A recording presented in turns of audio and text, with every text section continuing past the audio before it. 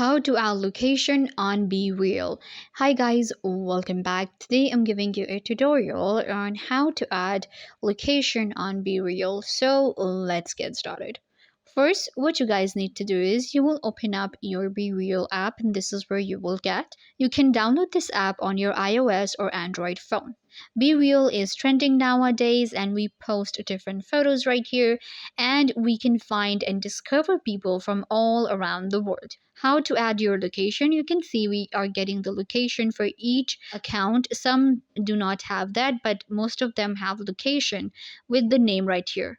So how to add location on BeReal? For that, you have to click on your profile icon at the top right corner.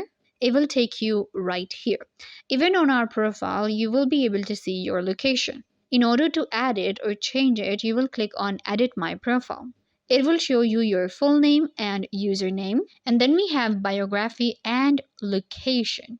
Click on the location option, and here you will enter your location. You can see right here. Select the location, click on Done, and your location will be added on BeReal. I hope that I was a big help. Don't forget to give this video a big thumbs up, leave a comment down below, turn on bell notification, and subscribe to YouTube channel.